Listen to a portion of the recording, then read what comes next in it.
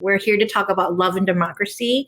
And we've heard over and over from our speakers, including Rachel Bitkoff, to Cori Bush, to Wantana and Ense and Wanda and Rhonda, and then our last panels, that it is about community building. It is about community organizing, and not just organizing right now, but organizing year round and for the long term.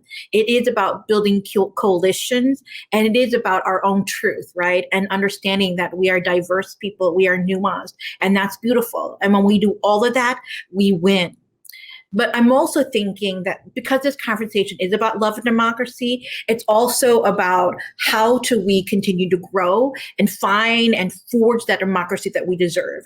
And I think that while we are organizing and winning, we also have to be open to new ideas and innovation, because as long as our politics are geographically based, right? As long as our urban centers are more concentrated and ethnically diverse, while our rural centers are more white and more conservative, there's going to be a schism. And as long as a voter in let's say, Wyoming, that person's vote is 3.6 times more powerful or has more weight than a voter in California, our democracy is not fair. And so what I want to do now is I want to talk a little bit about, if we're seeking that democracy that we deserve, what are some of the structural changes? What are some of the reforms that we have to think about to move us forward? And I'm so excited to do that with our next guest, Emily Sirota, who is a state rep from Colorado. So I'd love to have Emily come on. Good morning, Emily. Emily, let me just do a quick introduction. Emily represents House District 9 in Colorado as a social worker and a proud progressive Democrat with years of experiencing working in government and in Southeast Denver community. As a representative for House District, she's championed workers' rights, campaign finance reform, a healthy and vibrant public education system, environmental justice, progressive tax policies, and fundamental reforms for our pillars of democracy. Welcome, Emily. Thank you so much for having me. Awesome. So before we dive straight into reform, and specifically reform around the Electoral College or the ways that states assign electoral votes, can we step back a little bit? And would you mind giving us a primer on what is the Electoral College? How does it work? How does someone even become an elector? Great. Yeah, those are really good questions. I always think it's important that we kind of level set at the beginning. And every presidential election for the last, 20 years or so, we keep talking, and the attention keeps being brought back to the Electoral College and what is it, because it becomes so confusing, given that 2 of our last 5 presidents have become president while losing the popular vote because of the Electoral College. So what it is the system set up within the Constitution to elect our president and vice president. So the Constitution gave each state a number of electors that is equal to the combined total of their membership in the House and the Senate. So their entire congressional delegation. I am in the state of Colorado. We have 7 House members, 2 senators. So our electoral votes total 9. And the electors are chosen by states. And the state legislatures each determine how those electors are chosen. So in every presidential election year, a group of candidates for elector gets nominated by political parties, usually at a state party convention or by the party state committee. And then these elector candidates are actually those who cast votes for president and vice president. But they typically do so because of state-based election laws, where 48 of our 50 states currently have state laws that award their electoral votes to the candidates who win the popular vote within each state. So basically what happens is electors assemble in their respective states on the first Monday after the second Wednesday in December, and then they cast their votes for the candidates that they represent. So basically, when you are voting for president and vice president on your ballot, what you're really doing is you are voting for a slate of electors who are then going to cast their votes for president. And so Emily, why did our founders devise that system? That's because it's not a direct democracy then, right? So why did they have a one-off? Right. It is not a direct democracy. There was a lot of debate about how presidents should be chosen. And of course, the Electoral College, like the rest of our history, has its roots in slavery. Because back in the late 1700s, there were about 40% of the people living in southern states were enslaved Black people who could not vote. And in order for the South, the southern states, to ratify the Constitution, the 3/5 compromise was created, in which enslaved Black people would be counted as 3/5 of a person for the purpose of allocating representatives and electors. And that is how we got the Electoral College, and there were a lot of ideas that were debated. The idea that it was supposed to be a deliberative body, bringing together great minds and ideas to make a rational choice over the passions of the people. But none of the things basically that the founders actually assumed about the Electoral College proved true. None of these things ever happened. It's never become this great deliberative body. It really, with the advent of political parties, became just another mechanism for political parties to flex their power. So Emily, in this current system, right, who are the winners and who are the losers?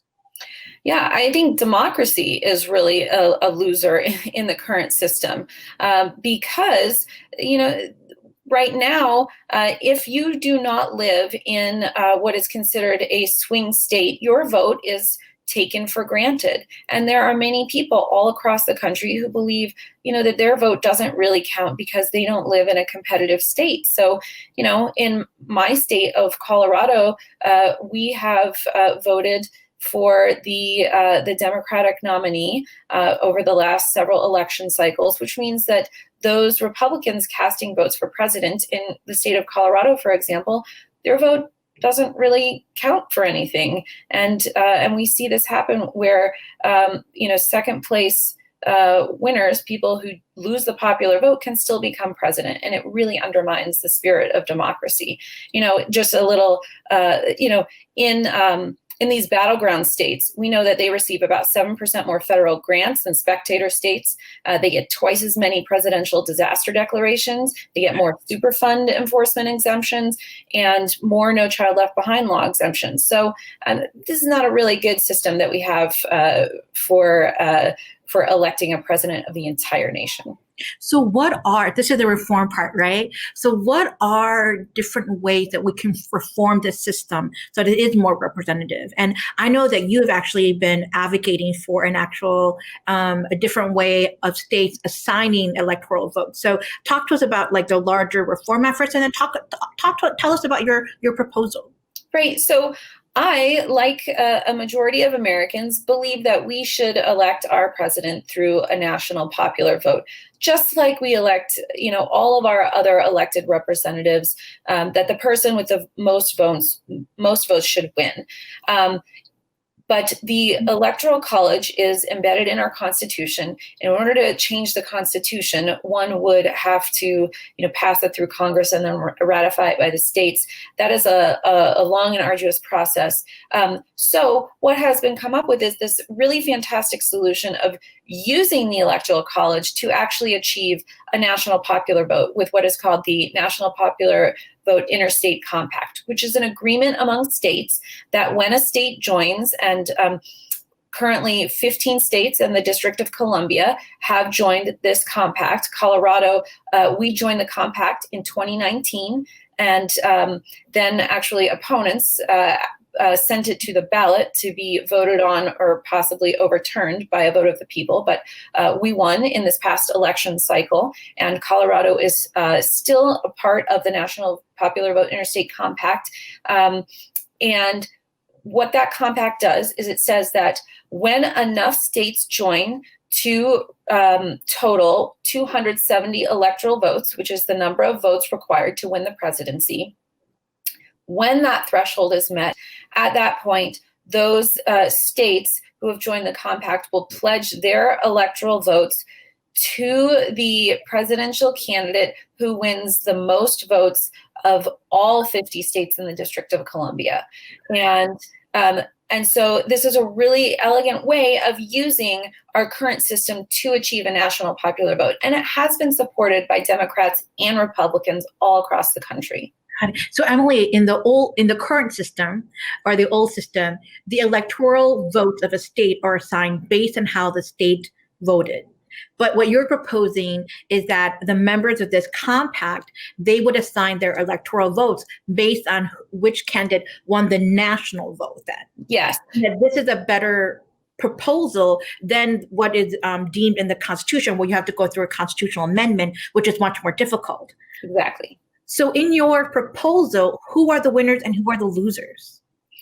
So I believe that the American people and the American voters are the winners with this proposal, because at the heart of it, we are saying that every vote should count equally, no matter where you live. If you are a Republican in California, a Democrat in Wyoming, no matter where you live, rural, urban, suburban, Republican, Democrat, unaffiliated voter, no matter who you are, no matter where you live, your vote should count equally. That is the foundation. Got it. So I want to close this conversation by asking you, how do people, push this forward, right? How do people organize to have their own states sign on to this compact? That's a great question. So, like I said, so far the compact has been adopted in 15 states and the District of Columbia, totaling 196 electoral votes. So we need 74 more electoral votes in order to meet that 270 threshold. And we have some opportunities in Arizona, in Maine, Nevada, Virginia, possibly Oklahoma. There are some other states around the country that we are looking at now where state legislatures can pass this law in their own state, because the Constitution gives states the plenary power to determine the manner in which they award their electors. And so this is a change that can be made at state legislatures. And here in Colorado, we have just proved it can be done at the ballot as well. That's amazing. Thank you so much, Emily, for the work that you're doing. And thank you so much for, pushing this idea of a democracy that we deserve that's more representative by real structural reform. So good luck in your work. And for the rest of you, this is definitely a component of how we get to a representative a democracy that's more representative. So thank you so much, Emily.